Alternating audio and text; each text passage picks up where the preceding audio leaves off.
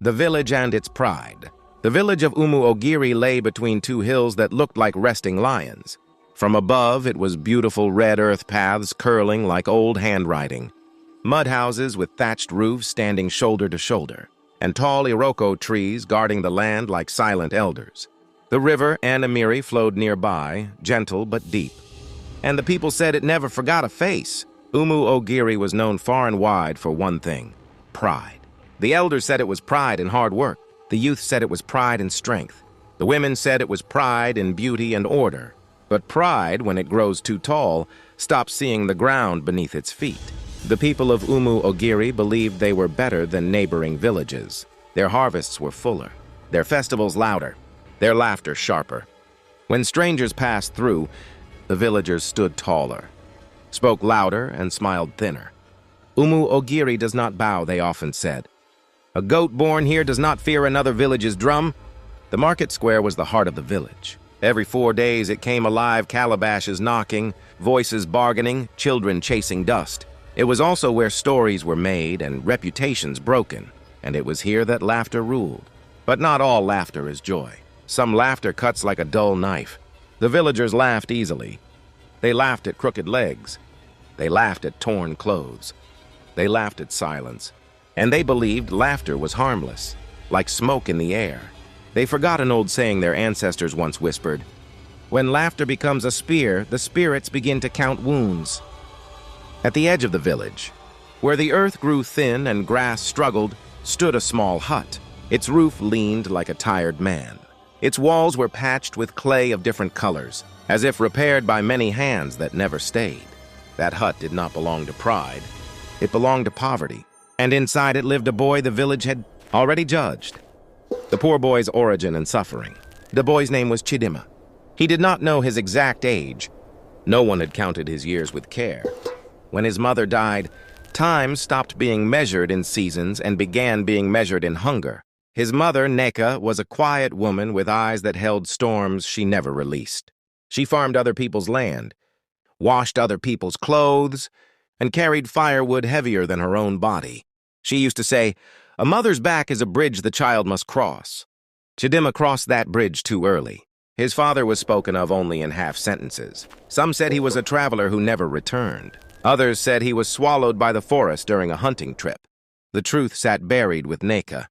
When she fell sick, the village watched from a distance. "She is weak," they said. "She is unlucky," they whispered. "Poverty follows her like a shadow," they concluded. No one brought herbs. No one called the healer. When Neka died, only Chidima was there, holding her hand as it grew cold. She spoke once before the final breath.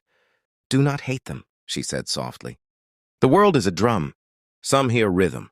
Some only hear noise." Then she was gone. From that day, Chidima became smaller in the village's eyes. He slept on a mat thin as regret. Some nights, hunger curled inside him like a snake. Other nights, rain dripped through the roof, tapping his forehead as if reminding him he was still alive. He worked for scraps, fetching water, clearing weeds, carrying loads bigger than his shoulders. When payment did not come, he bowed and left quietly. He rarely cried. Tears cost energy, and energy was food. Yet his eyes watched everything. Old women noticed it. "That boy looks at the world like it owes him nothing," one said, but no one listened. Because in Ogiri, the poor were invisible, unless they were useful for laughter. How the village mocked and humiliated him. The mockery began softly like drizzle. Then it became rain. "Hey, Chidima!" Children would shout. "Your clothes are crying!" They laughed as his patched shirt flapped in the wind. At the market, women sent him away with empty bowls. "Go, your shadow has eaten enough," they said, and laughed. Young men tripped him on purpose, pretending it was an accident. "Sorry, the ground does not respect beggars," they joked. Once, during the New Yam Festival, Chidima stood at the edge of the square, watching dancers spin in color and joy. His stomach burned with hunger. He clapped softly, careful not to draw attention. A drunk man noticed him. "Look at him!" the man shouted. "Even his claps are begging." The crowd laughed. Someone threw a yam peel at him. Another followed. Soon, peels rained like insults. Chidima did not run. He bent down and picked the peels, quietly placing them in a cloth. An elder scoffed. See how poverty has removed shame from his eyes. But shame was not what had left Chidima. It was anger. Not the loud kind. Not the kind that breaks things. The kind that sinks deep and waits. At night, children sang cruel songs about him. Chidima with empty hands. Even his dreams are hungry. Their parents did not stop them. The village believed suffering built character. They forgot another old truth. The child you train with thorns may grow up holding fire. Signs that the boy was different. There were signs. Always signs. The world never keeps secrets forever. When Chidima walked past farms, plants straightened as if listening. When he fetched water from Nemiri, the river surface stilled. Once, during a long dry spell, he knelt by a dying cassava plant and whispered something no one heard. The next morning, the leaves were greener. Old Mama Izina, nearly blind, stopped him one day. "Boy," she said, sniffing the air, "you carry the smell of rain." Chidima only bowed. Dogs did not bark at him. Snakes slid away from his path. Children sometimes dreamt of him standing in light, though they did not understand why. At night, elders said they heard footsteps near the old shrine, soft, respectful footsteps. When they went to check, no one was there, only fresh footprints leading away, always toward Chidima's hut. The priest of the village frowned. "The spirits are restless," he warned, but the village laughed. "Spirits have better things to do than visit a poor boy," they said. Laughter again. Always laughter. And the spirits listened. The boy's silent acts of kindness, despite everything, Chidima gave. When Mama Izina fell and broke her walking stick, it was Chidima who brought her firewood every morning. When a widow's child cried from hunger, Chidima split his only meal in two. When a stranger lost his way at night, Chidima walked him to the crossroads, barefoot without asking why. No one saw these things. Or perhaps they did, but chose not to see kindness. Done quietly is often mistaken for weakness, but the earth remembers footsteps. The spirits remember hearts. Chidima spoke little. When spoken to, his voice was soft. One day a young girl asked him, "Why don't you ever curse them?" He smiled faintly. "A mouth that curses digs two graves." The girl did not understand. Years later she would. A spiritual encounter or prophecy one night. The moon hung low and red like a watching eye. Chidima walked toward the old shrine, drawn by something older than fear. The air thickened. Crickets fell silent. From the shadows emerged figures, not flesh, not smoke. Their voices came like wind through dry leaves. "Child of patience," they said. "Child of quiet strength." Chidima knelt. "We have watched." The spirits continued. "The village has weighed you wrongly." "What do you want from me?" he asked. "To choose," they replied. "Justice or mercy?" Chidima swallowed.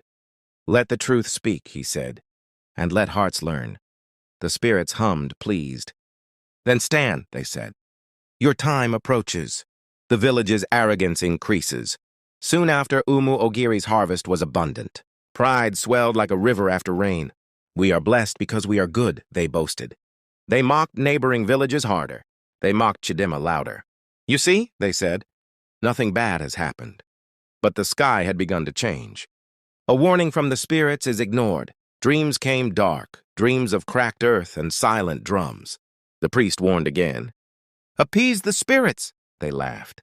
"Fear has made you old," they told him. The warning passed like wind through stubborn grass. Disaster strikes. Then the rain stopped. Weeks passed. Crops withered. Children fell sick. The river shrank, exposing bones no one remembered burying. Panic replaced laughter. They ran to the shrine. The shrine was silent. The spirits finally speak. Thunder rolled without clouds. A voice filled the square. "You mocked the mirror that showed your soul," it said. Fear gripped every heart. Revelation of the boy's destiny. The spirits pointed. "At Chidima. Behold," they said, "the one you crushed." Light wrapped him like cloth. The village's shame and fear. People fell to their knees. "Forgive us," they cried. But forgiveness does not come cheap. The boys rise. Chidima did not shout. He did not boast. He simply stood taller than hunger, stronger than mockery, judgment, and mercy. The spirit spoke again. "Let this village live," Chidima said. "But let them remember." Rain fell. Moral conclusion. And now, child of listening, hear this from an old mouth that has tasted many seasons. Never laugh at the one with nothing. Never spit at the ground you may one day lie upon. Never forget that the spirits walk barefoot among the poor. A village is not judged by its wealth, but by how it treats its weakest breath. Remember this, because the boy you ignore today may be the voice that judges you tomorrow.